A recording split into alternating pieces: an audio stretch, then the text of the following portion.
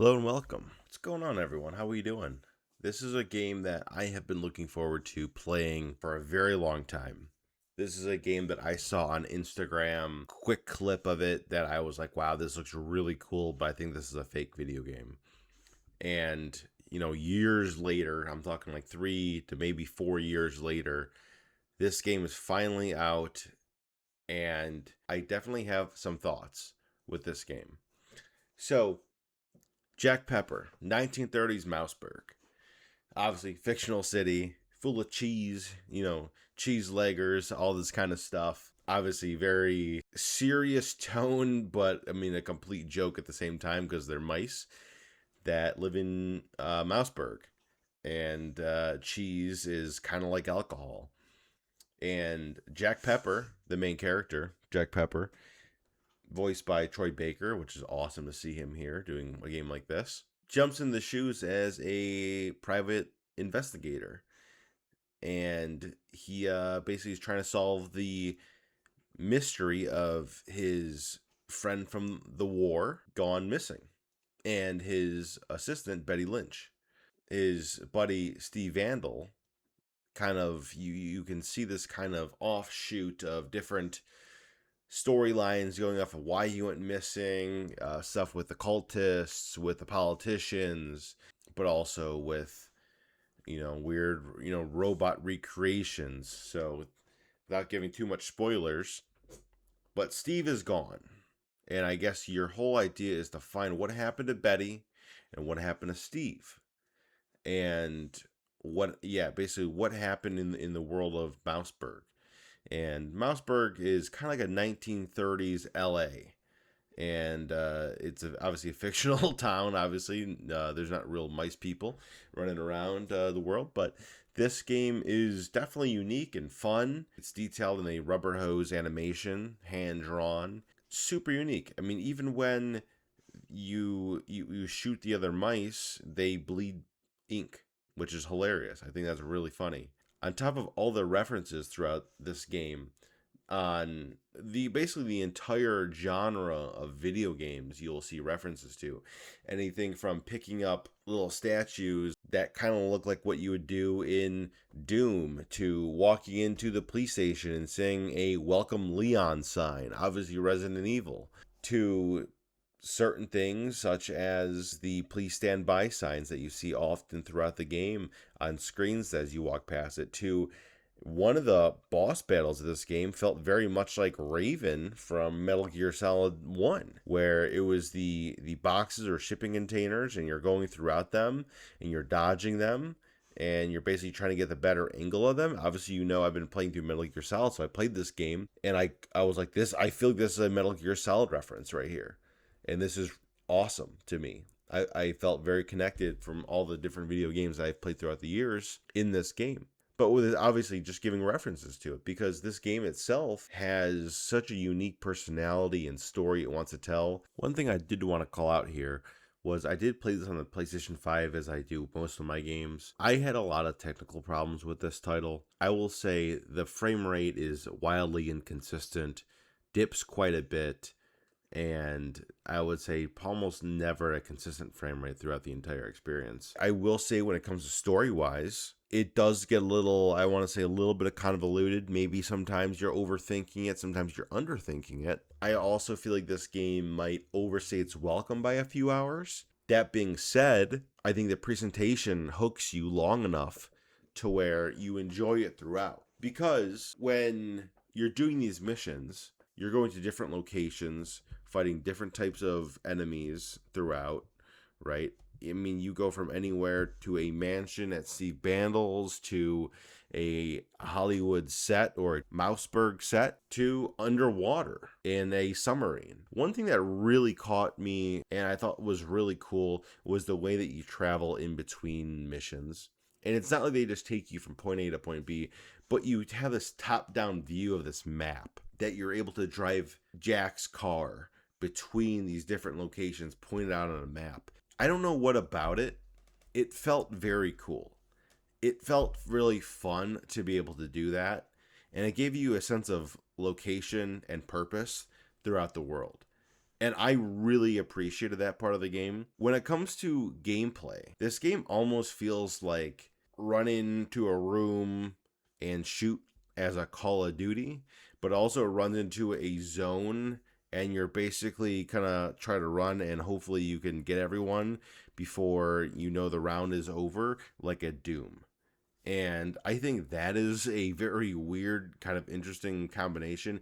And mind you, I'm not saying Call of Duty as of the Call of Duty that we know as of the last 10 years, but I'm talking like more of an early days Call of Duty where it was zone, run into a room, run into an area, run into a hallway, three people show up, take them out. And something about that simplicity felt very good in this game. It almost felt like back to roots of gaming. And I really enjoyed that aspect of it, but also implementing so many different things. I mean, you even saw different aspects throughout this game that kept it fresh. Throughout the game, different mechanics being implemented, being able to swing your tail to basically be able to fly, to wall running, to little trampoline jumps that you can jump up on top of different things, double jumping. These are all introduced throughout the entire game. And on top of that, the different weapon variety was way more involved than I ever thought about. So you throughout the game, you do discover different weapons. And the different weapons become very useful. They all have different types of ammo. They do different effects on different enemies. And you're also able to upgrade these weapons. And I thought that this whole mechanic and feature within this game gave you such a different type of story and uniqueness that I didn't expect in a game of $40. You're almost building out the weapon that you want to constantly have. My gun, personally, you'll see in some of this gameplay, I really like the Tommy gun. I think what they call it was the James gun, which is hilarious. Obviously, the director, I'm gonna guess that's a reference. You constantly had new weapons that were introduced to you throughout the game, and that's something that I enjoyed a lot because it like I said, constantly kept it fresh.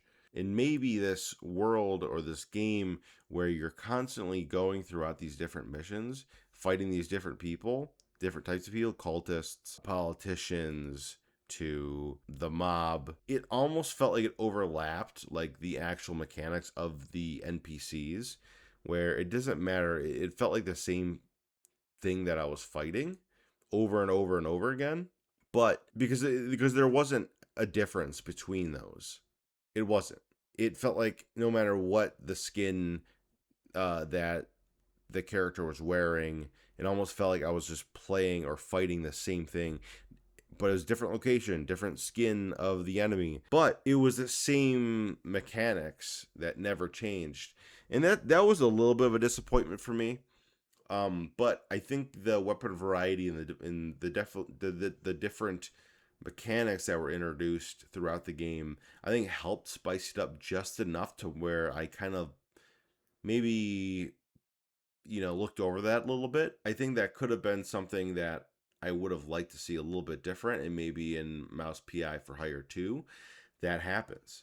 But overall, I think between being able to go to Jack's apartment and piecing together the mystery on his chalkboard, very, on the nose, fun, classic detective feel, to talking to the reporter of Wanda, basically seeing all the different people that you know throughout the game and different side missions that you're able to go do on the missions as well, to do these side missions on the mission, I think helped out a lot with exploring. I mean, man, every freaking thing that you see, you can basically have two avenues. Go down one, which will take you to the story, but you can take a left and you can then go and explore and see and find a secret room or a new achievement, something that'll help you down the road.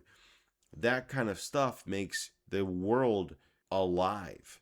It makes your character better, makes you better. It makes you be able to explore what you want. Even things that you're able to jump on a box, on the top of a box, on top of a roof, and then you find something and you're like, wow, that was set up purposely. That was awesome to find. That is something that I miss in video games. And this game had it. Every single corner that you think you can do or explore, you can do it and do it. Because I might have spent probably hours longer than I probably should have in this game. I did it because I explored every avenue. And I miss that. I truly miss that. I almost feel, and shout out to if you guys understand this reference or understanding of this reference. This game felt like the best version of a Scooby Doo game from the PS2 era because I was constantly trying to solve something and I was constantly lurking around in every corner of the explorable area to find something. And that's what made me excited. You mash all these different games up together in a such a unique style such as the rubber hose animation in a compelling, interesting story, and you reference all these games and the different mechanics of these games, and you keep this game fresh, you feel good playing this game. You feel like this game was worth it. This was fun. That's why I like this game so much. I saw that 6 out of 10 from IGN, and I think that's complete BS. That is crazy for me. I play the games that I find exciting. And this game excited me years ago when I saw the first trailer. And I'm excited to say that this game was a brilliant game. And I'm really excited to see what they do next, the studio. And I might say that too much about my games that I play and my videos, that they're unique and fun. But they are, because that's what interests me. That's the games I play. Now, there's definitely some games, you'll see it coming up here. I'll have a video that is the opposite of that. Something that I was looking forward to that was not good. I did not enjoy it. Mouse P.I. is not that. Mouse P.I. was very enjoyable. I loved every second that I played as Jack Pepper. And I really am excited for what's next for the studio. I thought about going back and already replaying it.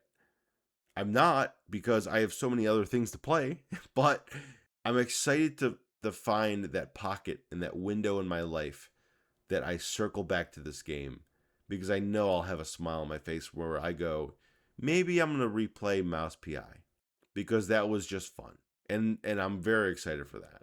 So, guys, Mouse P.I. for hire. I can't recommend it enough. And I will say, you might, there's pockets where you might get a little burnt out because it does feel like the same. I think you're going to get enough weapons and mobilities throughout this game, throughout the gameplay, that'll keep it fresh and unique, and the story will keep you going throughout it.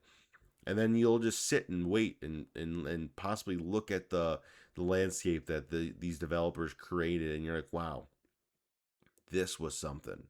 This is love.